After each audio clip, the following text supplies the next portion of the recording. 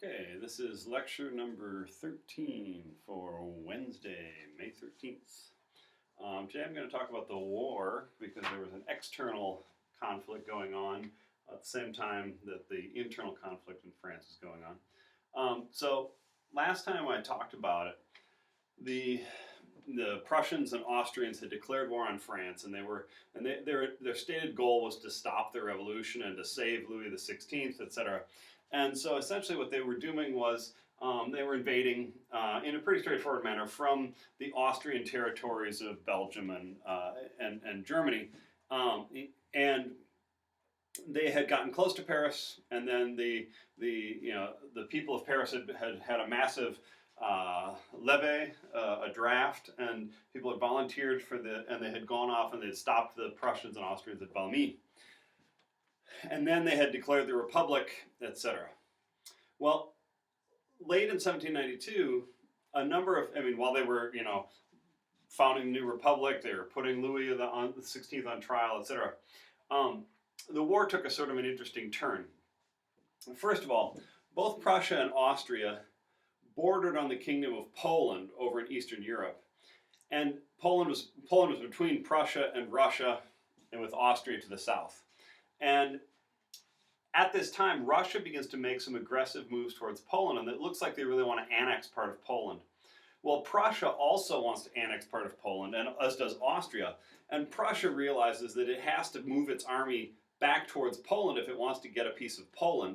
And so essentially Prussia pulls out of the war in order to move their armies across to Poland to try to get a piece of Poland. And in fact, that's what would happen, is that that Poland and Austria and Prussia would all basically just grab chunks of, Russia and Austria and Prussia would all basically grab chunks of Poland and carve the country up until it basically disappeared. But while Prussia is doing that, it pulls back out. And Austria also doesn't really have a whole lot, and Austria is trying to commit troops to that also, to eating Poland, and so they don't have the type of reinforcements that they need to fight France. And as a result of this, French armies in late 1792 make a whole bunch of advances. They actually advance into Rhineland, which is in modern-day Germany, take the city of Frankfurt. They move into Belgium and take Belgium and Holland. And so essentially they've pushed the Prussians and Austrians out of French territory and are now conquering other territories. And it's at this point the French make an interesting decision, because they decide that wherever French armies conquer, they are going to impose French revolutionary law, which means that wherever they went, they abolished nobles' titles, they abolished feudal privileges, they abolished everything from the old system that they had abolished themselves in 1789. And so essentially they're exporting the revolution, if you will. Well, this, of course, would not make other people happy. Right? The Austrians, the Prussians, even the British really get angry about this. And in fact, Britain decides when Belgium and Holland get taken that they have to step in here. Now, there's a long history going back before the 100 Years' War of Britain and France fighting over trade access to Belgium and Holland. So when the French take it, the British are like, whoa, we can't allow that, right? So the British immediately start to put together a coalition of nations that are going to put a stop to the French Revolution, at the very least push France back within its own borders, but if possible, destroy this revolution, which is threatening aristocratic privilege, it's threatening monarchy, etc. So the British managed to bring in Spain. They managed to bring in a number of the small kingdoms of Italy. They get the Prussians and Austrians on board, and they basically they even get the Russians to join. And Portugal is on board, and they've got all these countries that join in, and they basically all decide to attack France. Now, Prussia and Austria and Russia were busy eating Poland, but they now, in the early in 1793, they're done eating Poland for the moment, and they go back to the west to attack France. And so early in 1793, while the French are executing Louis XVI, and then it was actually Louis XVI's execution was the last straw for the English. They're like, oh, we totally have to get involved. So the fighting really starts in February 1793. and the French start to lose because the Prussians and Austrians now have thrown renewed resources into taking Belgium and Holland, and the French general Dumouriez, who had won all these victories in Belgium and Holland in late 1792, he now starts getting pushed back in 1793, and the French Revolution being what it is. Every general is suspected of being sympathetic to the monarchy and the aristocracy in France, and so the French government throughout this war keeps putting generals in place like Lafayette, who are of mixed loyalty to the revolution, and so there's a sort of everybody suspects that if a general starts losing, maybe he's not really losing, maybe he's actually trying to lose because he's really loyal to the other side. So when Lafayette takes off and in 1792 and runs away, and the other Foyons disappear, it really becomes, people start to get suspicious. So when Dumouriez loses in early 1793 and starts getting pushed back into France, the immediate thought a lot of people have is, oh, Dumouriez is working for the Austrians and Prussians, right? And in fact, we'll see that this actually leads Dumouriez to a whole bunch of extremes. We'll get to that in a minute. Dumouriez would actually he would realize that there were calls for his execution, that he was a traitor, and he's busy trying to fight, on behalf of France. Finally, when he realizes that the situation back in Paris is turning, he has the support of the Girondins. And when he realizes that things are turning against the Girondins back in Paris, he realizes that he himself is in danger. He actually tries to turn his army around and march on Paris in April of 1793, but his army refuses to go with him. His army is good revolutionaries. Like, no, we're not going back to Paris because we know what you're going to do. So then Dumouriez simply turns around and flees. He takes off and goes fleeing to the Austrians. And he does that largely because he realized that although he was doing his best to fight the Austrians and Prussians, that the political situation in Paris, filled with suspicion of treason and such, meant that he was either going to be totally successful or someone was going to try to get him executed. So he didn't want to get executed, he fled.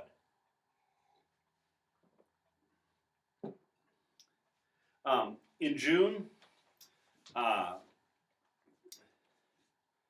the Austrians invade France again. The Prussians try to invade. They take a huge French army. They capture a huge French army at Mainz. In Spain, in southern France, the Spanish invade and start taking territory across the Pyrenees in southern France around Bordeaux, and it really starts to look like things are just turning badly against. I mean, even the city of Toulon, which is way in the south of France on the Mediterranean, it's a naval port. It's basically a military city. It's a military base. Toulon opens its harbor to the British, and so basically it says, no, we're going over to the side of the British.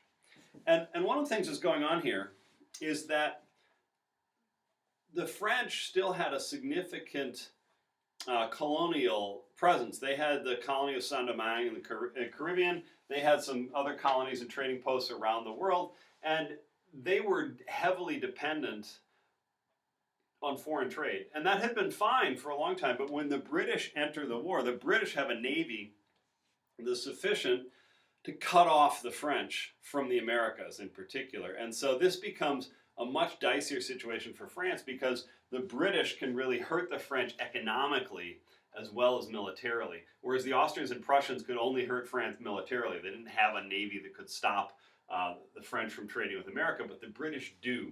And the Spanish also have a significant navy. So having the Spanish and the British against them really bottles up the French, and this starts to put a whole lot of pressure on the French government because now the French economy is starting to slow down, and they're losing all this trade, and lots of people are getting thrown out of work. Well, the French government's response was, well, part of the reason the French were losing so badly here was that the previous year, in August and September, they had this massive levy. It was actually a little earlier than that.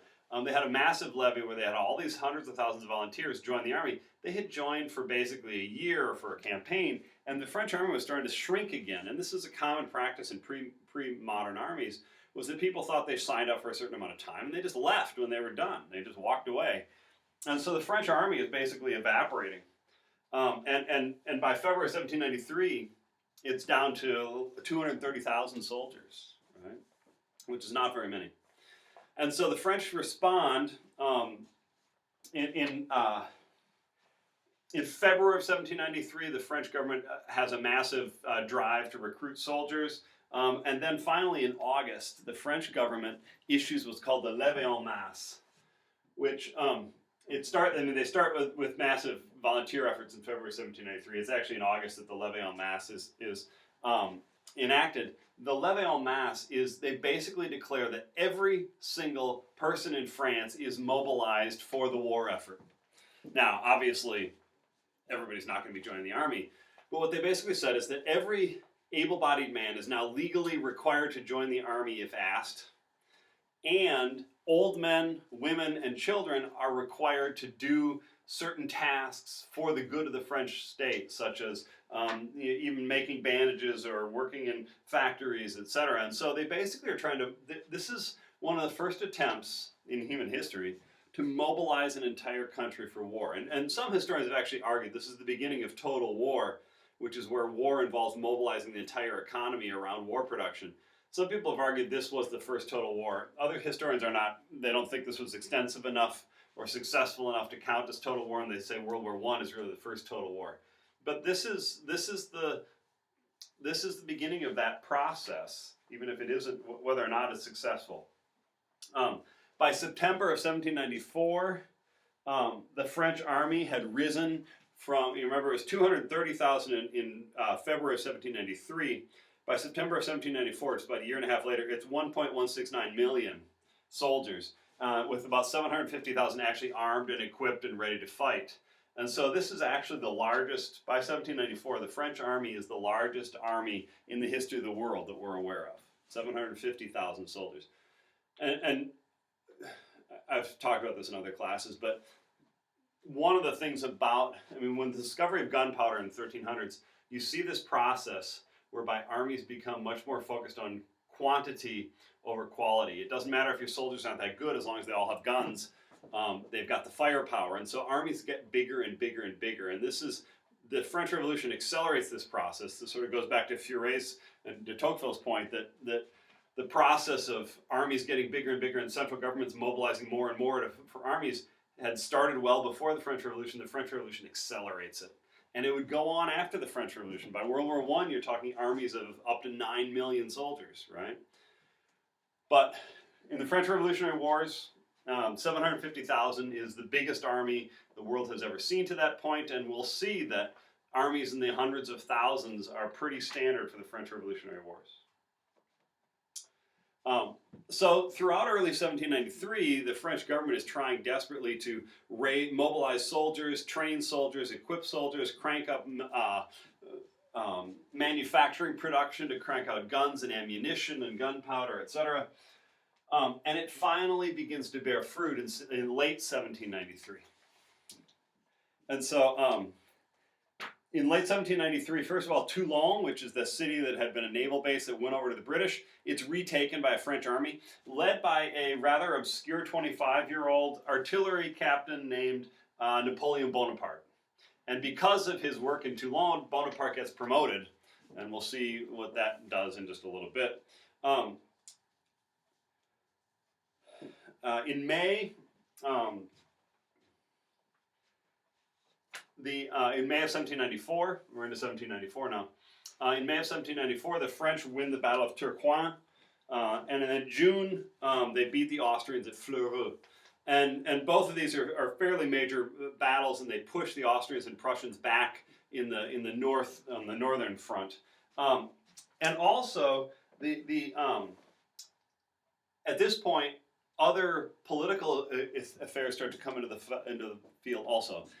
In 1793, there's a revolt in Poland, right? The Poles had just had their country carved up and divvied up between the Prussians, the Russians, and the Austrians. The Poles revolt under a guy named Kosciuszko. And the Prussians and Austrians now have to put put troops into crushing that revolt in Poland. And so they actually are really tied up. A lot of their armies are tied up in 1794 and into 1795, trying to put down this revolt in Poland. And so the Prussians actually sign a peace treaty with France. Like, we can't fight two wars at the same time, and we're more interested in Poland. So we're just going to sign a peace treaty with the French and be done. And then the French, they take back the Spanish territories, and they start to invade Spain in the south. And so the Spanish are like, oh, no, we don't want to, we're done now. And so the British coalition begins to fall apart. And finally, the British, well, let me turn to another field for a second. The big thing that really pushes the end to the sort of war in 1797 is Napoleon Bonaparte in Italy. Napoleon gets put as a young guy, I mean, he's like 26 now. He gets put in charge of an entire army in Italy. And he basically, when he gets sent to Italy, there's a whole bunch of Italy that's under the control of the Austrians. And so he's basically going to attack Austria in Italy. And he's basically told, this is your army. We're not sending you any more reinforcements because we really think the main front is up in Belgium and Holland and Germany. You're just a sideshow. So just do whatever you can down there. We're not expecting much. You know, we've put you, a 26-year-old, in charge of this because you seem to have some talent, but really we're not that concerned about what's going on here. Well, Napoleon surprises quite a few people. First of all, he completely takes out the kingdom of Sardinia, which is up in the northwestern portion of Italy. He basically conquers the kingdom of Sardinia, and then he starts marching into Austrian territories. Now, Sardinia had been one of the allies that the British had recruited.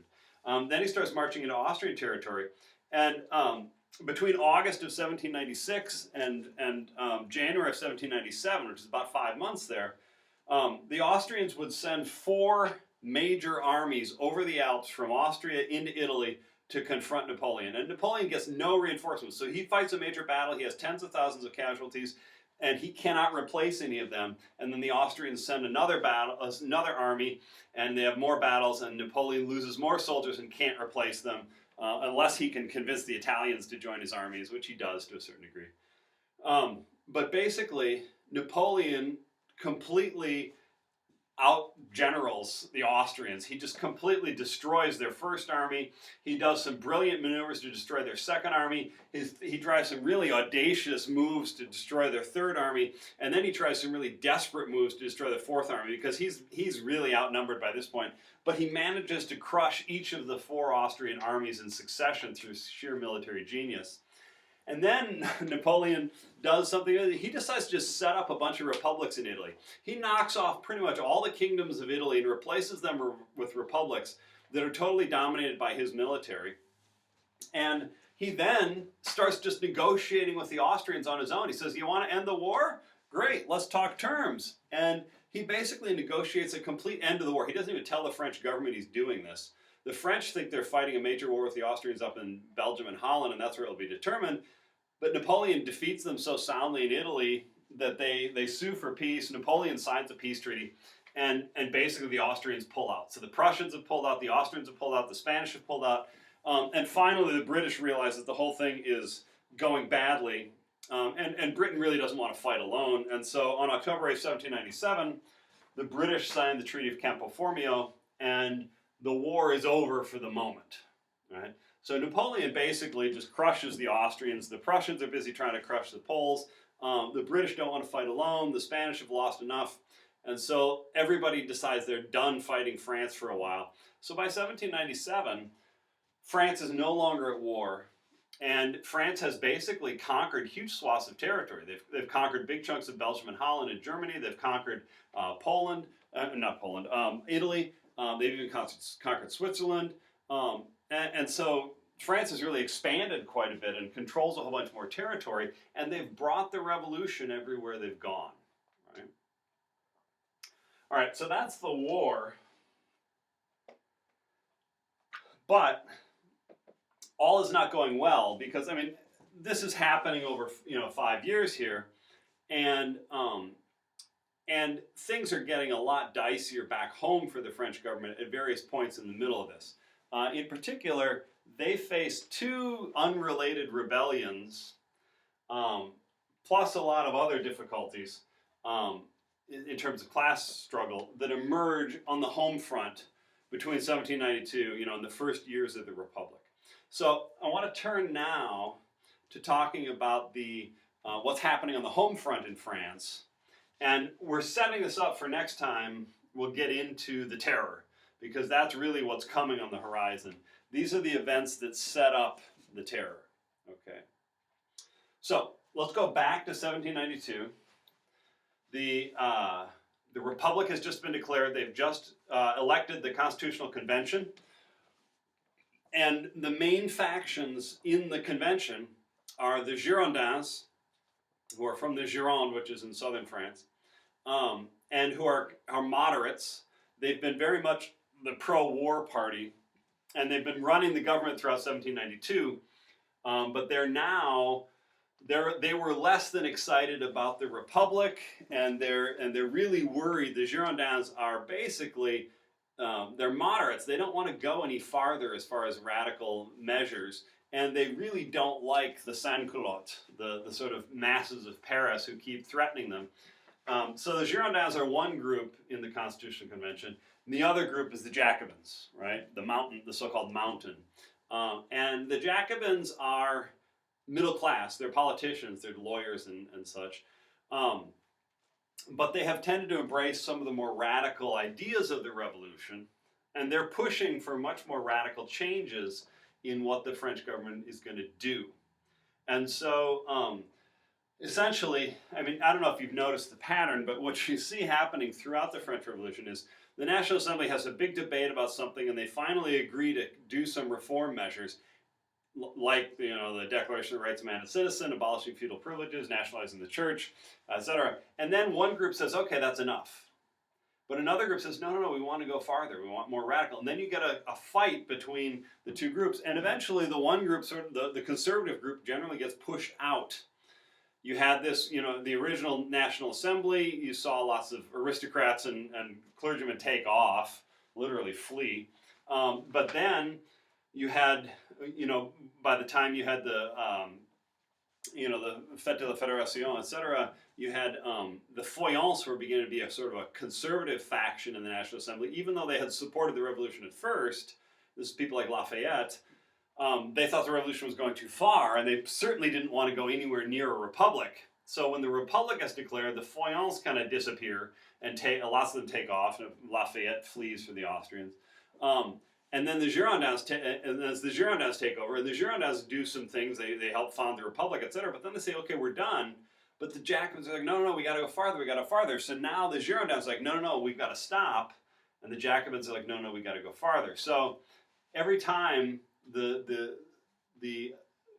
legislature, whatever its name is at the time, National Assembly, Legislative Assembly, Constitutional Convention, every time they enact a bunch of things, one group says, okay, that's enough, we got to stop now, and then that sets up a conflict with the other groups like, no, we got to keep going. So at the moment, 1792, it's the Girondins, who are the conservatives, sort of, versus the Jacobins. And the Jacobins are backed up by the sans-culottes, the people of Paris, the poor of Paris. But one of the things that comes up right away, which is kind of interesting, and this really gives a weight to the Marxist argument, is that almost immediately now, in 1792, the sections of Paris and the people of Paris start demanding price controls on food. They want, in particular, bread to have price controls. And they start asking for even sometimes asking for wage controls. And so, but this is not something that even the Jacobins are that excited about. The Girondins are like totally not. And from a Marxist point of view, the Girondins are middle class, and they're basically, they're thinking like the bosses who are saying we want free trade. The Girondins are like, we want free trade, we want a free market system, we want prices to float and wages to float and all that. And even the Jacobins, who tend to have middle class backgrounds, get on board with that. But the sans-culottes in the streets, the working class people of Paris, they hate that idea. They don't like free markets. They're getting crushed by the free market. They want price controls. They want to have prices set so that they can afford it. They want the government to step in and make sure they have enough food to eat. And so almost immediately you see this issue happening. And the sans-culottes, they don't have, the Jacobins take up sans-culotte issues quite a bit, and they're the most radical group in the Constitutional Convention, but the Jacobins are not excited about price controls. And so the sans-culottes basically realize their only way to get price controls is to physically threaten violence against the Constitutional Convention and get them to pass laws for price controls. And in February of 1793, things were getting desperate enough with high bread prices and shortages and stuff that there were actually multiple riots where people stormed grocery stores to hand out the food, or they stormed bakeries to hand out the bread, or to steal the flour. And so there's really sort of violence going all over the place. And at this time, what you start seeing is that the sans-culottes start to find a voice of their own. Before this, they had always sort of let the Jacobins speak for them, because the Jacobins seemed to be saying what the sans-culottes wanted to hear. But now the Jacobins are sort of like, no, we're not too keen on price controls. So the sans-culottes said, no, we need price controls.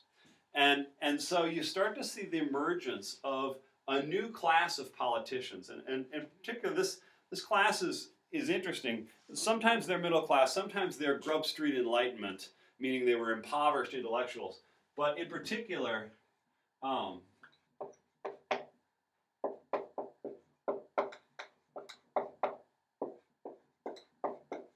you see three leaders emerge, and these guys all have their own newspapers. One is Marat,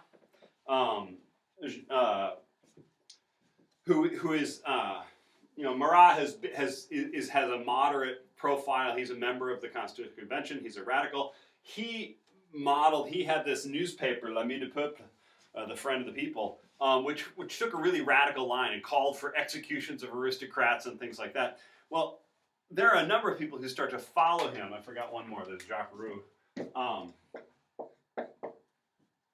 But you get a whole series of new people called Hébert is a defrocked priest who runs a radical magazine or a radical newspaper. Roux is a defrocked priest. Varlet and Hébert, they all have their own newspapers, and they're all calling for price controls. They're all calling for government executions of what they call hoarders, or anybody who's charging too much for bread. They're asking for the execution of aristocrats. They're asking to hunt down enemies of the revolution. They're really calling for blood here. And this group is called the Enragés, which means the mad ones, the crazy ones. As a reference to dogs that have rabies are called Enragés. And so these guys are foaming at the mouth revolutionaries who are dying for blood.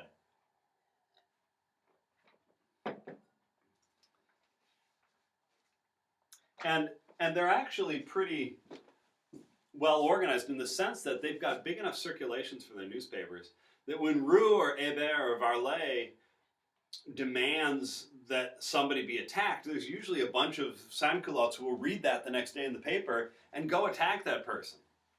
Right? So they really start to have a certain threat credibility that is outside of the Constitutional Convention, but they start to actually have influence. And the Jacobins are sort of, Marat aligns with the Jacobins in the Constitutional Convention. These guys are all outside of the Constitutional Convention. The Jacobins are sort of, sometimes they like the Enragés, and sometimes they're really kind of nervous about it.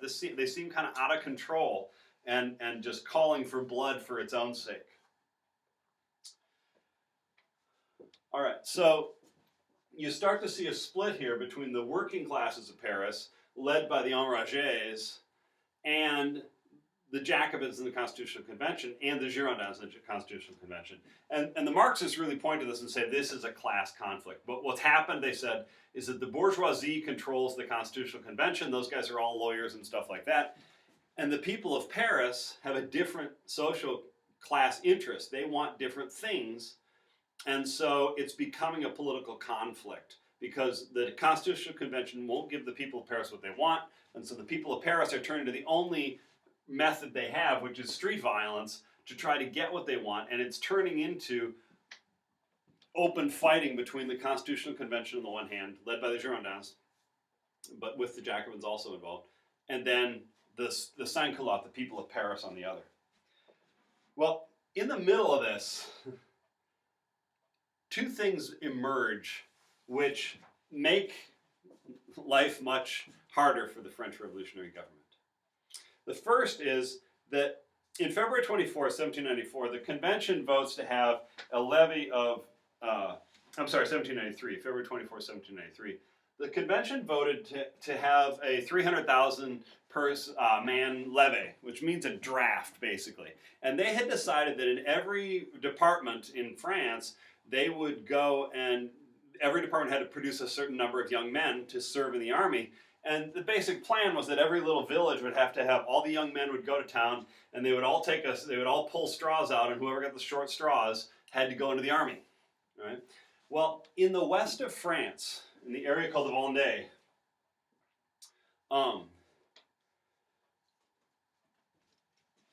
there had been, the west of France, the Vendée region was, it was very agricultural. There weren't that many big cities. Nantes was the biggest city. It's outside of the Vendée, but near it. It was an agricultural region, and the peasants there were exceptionally Catholic, and they had never liked the revolution because the revolution early on, the National Assembly had nationalized the church. And remember, they had forced all the priests to take an oath to the revolutionary government called the Civil Constitution of the Clergy. And if you didn't take an oath to the revolutionary government, they would kick you out. The government would kick you out of your job. But if you did take the oath to the French government, the Pope excommunicated you. And so priests had to make a decision. Were they loyal to the Pope or were they loyal to the government in Paris? And essentially, a significant number of priests, over half of them, decided not to take the oath. And they basically lost their jobs, but they often continued to sort of be underground priests. It was illegal for them to do this, but they would practice, they would do marriages and baptisms and things in secret. And the people of Vendée loved their, what were called non-juring priests who didn't take the oath, because they were seen as true Catholics, right? And the priests who did take the oath were seen as sort of pro-revolutionary and were not seen as really Catholic. And often the government would hire people who seemed to have sort of shaky religious faith, but who needed a job, so they became priests for the government. So basically the Vendée was really Catholic and had not liked the revolution since the revolution kicked out all these priests because they refused to take the oath to the Civil Constitution of the Clergy. Well, now, when you add on this levée, where all these peasants in Vendée are being told they're going to have to go into the army and be sent off to Austria or Italy or somewhere to fight, they just don't want to do this. They did not like the French Revolution before, and they do not like it now. All they cared about was getting rid of feudal privileges before that, and they really haven't liked anything the revolution has done since. And so, in February of 1793, you start to see widespread rioting in the Vendée. Peasants are just violence against the levée. They don't want to have this drawing straws draft. They refuse to take part, and they're going to intimidate the people who try to do it. They're going to beat people up, etc. And it starts to spread, and it gets more and more violent. And finally, it turns into open armed revolt. In March of 1793, a monarchist named Stoufflet pops up, and he starts to organize the rioters in the Vendée into an army opposed to the very revolution itself. And very quickly, the rioters and Stoufflet is a monarchist. He has connections to aristocrats who are, hanging out in Prussia or Austria or Italy or somewhere, and he starts to get money from exterior French aristocrats, and he starts to put together an army, and he is openly monarchist. He wants to bring back the monarchy. Now, he can't bring back Louis XVI because his head's been cut off, but he could bring back Louis XVII, Louis's son, who is still in prison in Paris. And so by March, Stoufflet has put together an army of 10,000 rebels against the revolution. And so the Vendée erupts into sort of a Catholic, monarchist, anti-revolutionary movement. Okay, so that's one problem that the National Assembly has immediately. And what the National Assembly does then is the Constitutional Convention, is that they start sending out they come up with a new idea. They call it representatives on mission. And basically they say, we in the Constitutional Convention, we know we're in the right place ideologically.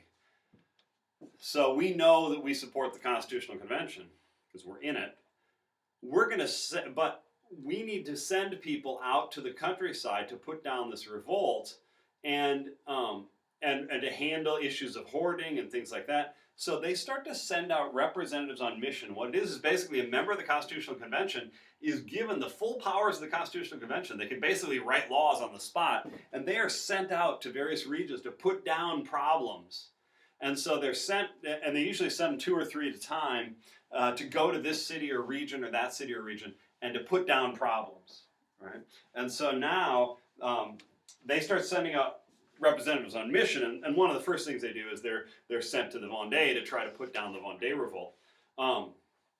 But things are heating up also back in Paris, because what you're starting to see is that Hébert and Varlet and Roux are now starting to target the Girondins. They start to say the Girondins are the problem.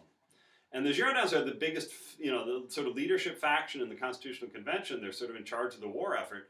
But Varlet and Hébert and Roux and even people like Marat start to attack the Girondins in their newspapers. And then you start to see attacks. The Girondins have their own newspapers. But what you start to see happening is Hébert and Varlet and Roux start to organize crowds of sans-culottes to break into the buildings where the printing presses for the Girondin newspapers are and smash up the printing presses and destroy them, so the Girondins can't publish their newspapers anymore. And so it's starting to get nastier. And then on March 10th, Varlet and the Hébertistes and Hébert try to organize a group of sans-culottes to basically storm the National Assembly or the Constitutional Convention and kill all the Girondins. It's basically a lynch mob that descends on the Constitutional Convention to try to kill them all. And of course, it's in the middle of this, I didn't give you the dates before, but it's in the middle of this that Dumouriez, the general, it tries to turn his army around and march on Paris because he thinks that this is going to be a problem. That he's associated with the Girondins, and he thinks it's a coup against the Girondins, basically. And so it really seems like things are coming to a head in that the Girondin sans-culotte split is turning to violence, right? Sorry, I'm getting distracted here.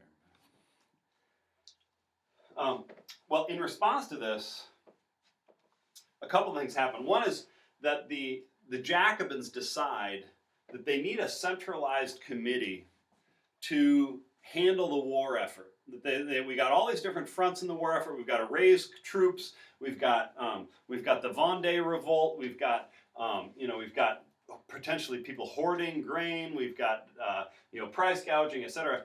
They decided to put together a committee that would sort of take care of the home front. And this committee was called the Committee of Public Safety. Now, initially it had 25 members. They later cut it down to 9 members. So 9 members of the Constitutional Convention become the Committee of Public Safety, and they're given really wide powers to sort of police France, to look for counter-revolutionaries, to look for spies, to put down revolts and rebellions, to handle grain hoarding, to handle any riots that erupt, things like that. So the Committee of Public Safety becomes a really powerful committee. And for a while, the Committee of Public Safety would become essentially the government of France, because they would have so much power to accuse people of treason and accuse people of rebellion, etc., that nobody wanted to cross them. So really they had the power to sort of do anything. Now the leader of the Committee of Public Safety at first was Danton. All right, Danton is pretty radical. He's associated with the Cordelier Club. And he's, he serves on the Committee of Public Safety for a while. Later, we'll see that he gets replaced by Robespierre, and we'll talk about that next time.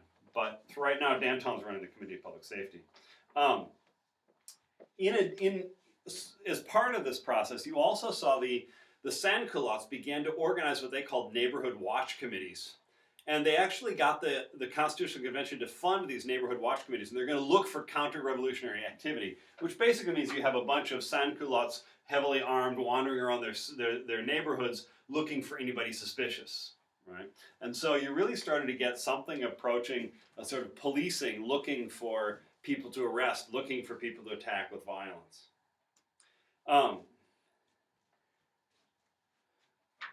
Well, the Girondins realize that these guys are a danger, right? Because these guys are trying to organize mobs of people to come into the Constitutional Convention and actually kill them. So the Girondins decide that they're going to go after Marat. Marat is in the Constitutional Convention, but he clearly is still publishing his newspaper, and he's still, on the same wavelength as these guys. So they decide to go after, on April 12th, 1794, 93, they decide to go after Marat. And the Girondins try to get Marat expelled from the Constitutional Convention. Now, the Paris sections love Marat, and so they actually march on the Constitutional Convention and demand, they have like crowds outside the convention demanding that the 21 Girondin leaders get pushed out instead, that Marat be kept. But Robespierre, a Jacobin, says, no, we've got to do this by the book. So they actually put Marat on trial in the Constitutional Convention. But much to the Girondins' chagrin, Marat is acquitted on April 24th. And Marat actually becomes an even greater hero for the sans-culottes then, because he stared down the Girondins and withstood them. Well, on April 30th, the Girondins they introduce a motion to try to move the Constitutional Convention out of Paris to Versailles again. Remember, Versailles is 15, 20 miles outside of Paris.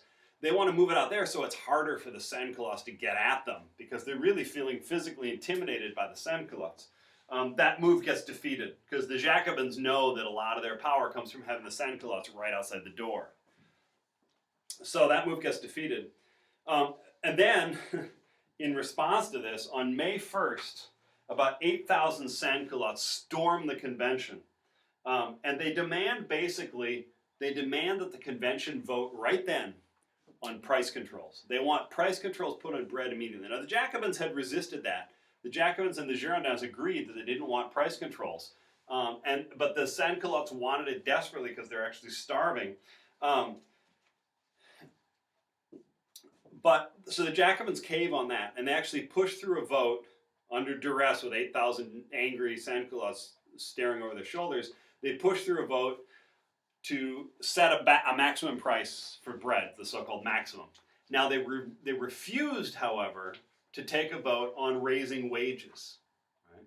So the sans-culottes are really, from a sort of a poor person's perspective, they're saying, what I desperately need is lower prices on bread and higher wages. Those are their economic demands. Those are coming from their economic class position. And the Jacobins and the Girondins are middle class. They really don't think the price of bread is a problem. They don't want to pay higher wages for their employees if they own things. So you really are seeing a class divide here, and this is something the Marxists make a great deal of. All right.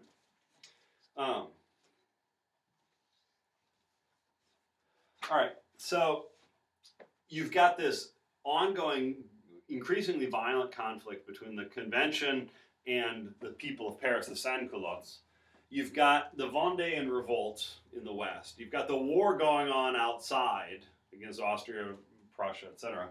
But in the middle of all this, another revolt emerges. Another revolt erupts. And this is the so-called Federalist Revolt. And this one is a very different revolt than the Vendée. The Vendée is a bunch of Catholic monarchists who don't like the revolution at all and want to bring back the king, want to bring back the Catholic Church. They want to totally go back to the way things were before the revolution. And it's fueled primarily by peasants in the countryside. The Federalist Revolt actually starts in cities. In fact, it starts in cities in the south, like Marseille and Lyon and Bordeaux. These are all cities that are heavily tied to international trade. They're tried, in particular, to trade with the Caribbean. And these cities are really hurting from the British blockade of the war with Britain. And so, essentially, these cities feel like they desperately want an end to the war, but the Girondins and even the Jacobins are pushing harder for more war, and people of Marseille, for instance, are saying, you just got to end the war. We got to stop this British blockade. We're dying here. We have massive unemployment. We have massive food shortages. We really can't do this. We desperately need an end to the war. We need to open trade again, and the only way to do that is to sign a peace treaty with England.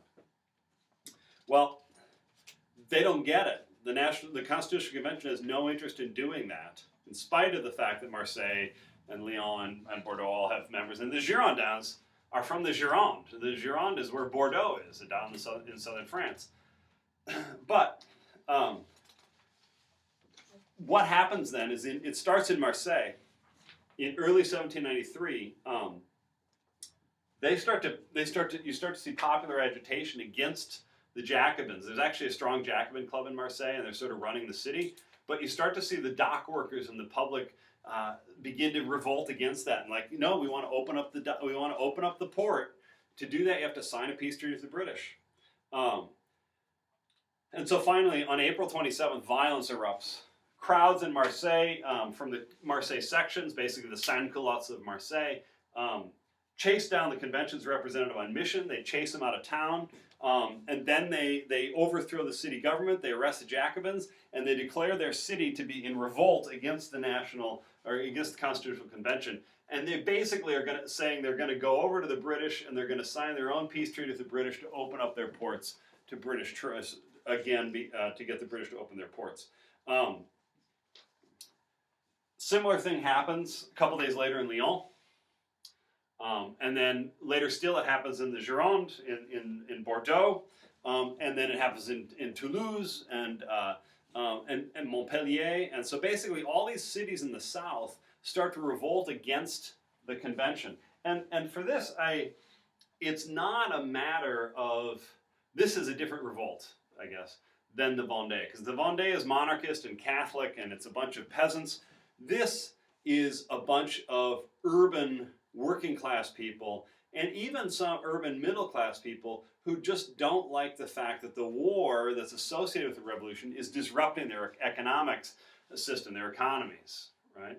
So again, this is in some ways a class conflict, although it's a muddier one because there's middle class on both sides.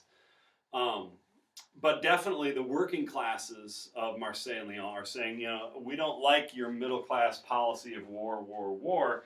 We want to sign a peace treaty so that we can open up the ports again and have our jobs back. Right?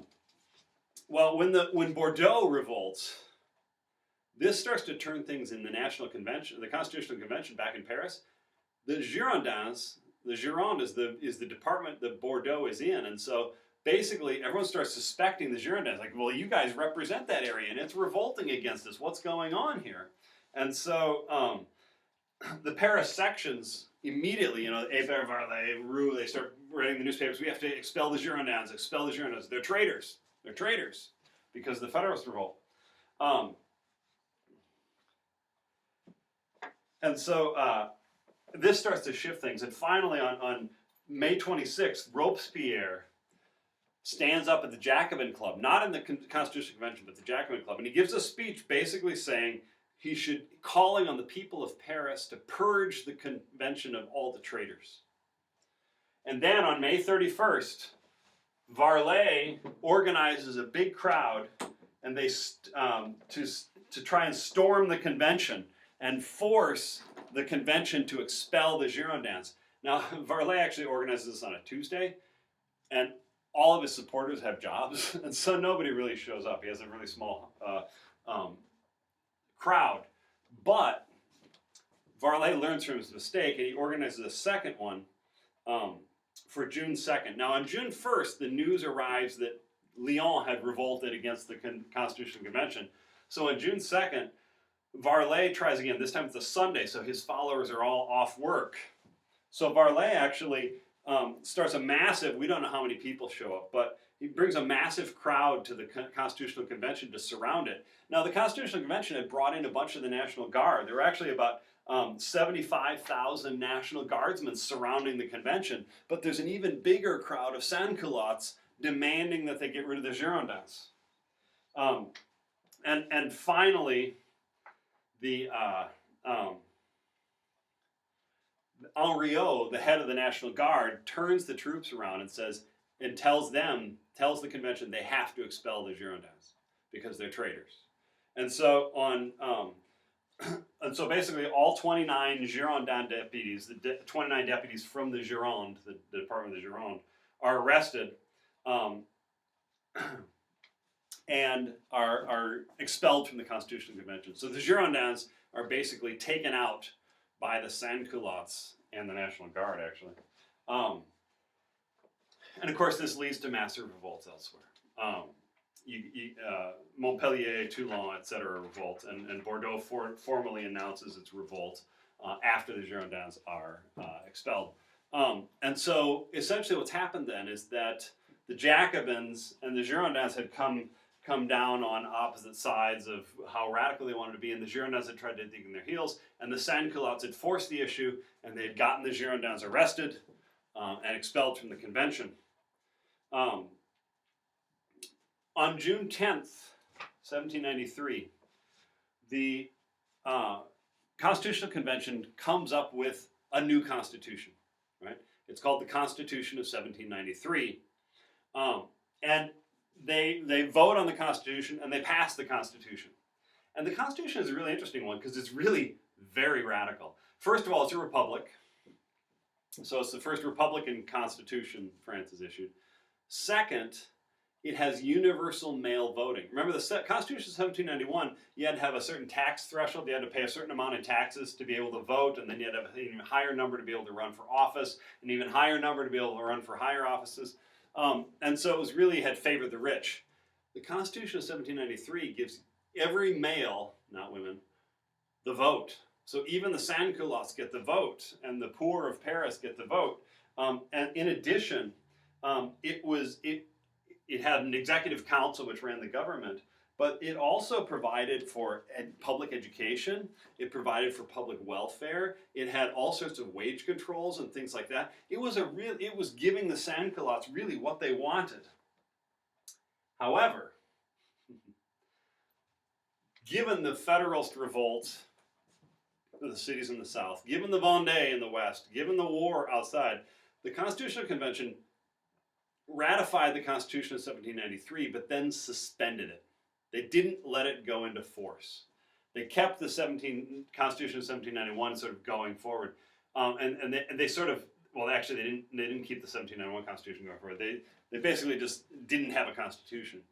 And it's interesting. They actually literally suspended it. They built a cedar box and they put the Constitution in the box and they tied it up with ropes and they hoisted it up to the ceiling of the constitutional meeting hall, the manège. So it was actually literally hanging above the hall. It was literally suspended. But the Constitution was not in effect. And partly this was because the Jacobins themselves were starting to have some doubts about their alliance with the sans-culottes. They were starting to say, maybe we don't want to give them the vote, maybe we don't want to give them all that power, etc. And so the Jacobins were sort of saying, well, until the crisis passes, we can't afford to have new elections and things like that under the new Constitution, so we're just going to suspend that Constitution until the crisis is over. Just a couple other things then. On June 13th, Charlotte Corday, a young woman from the provinces, goes to Paris and she finds Jean Marat in his bath. Marat actually had psoriasis, and so he'd spend hours every day in a bathtub because it gave him relief. She meets him in his bathtub and she stabs him to death.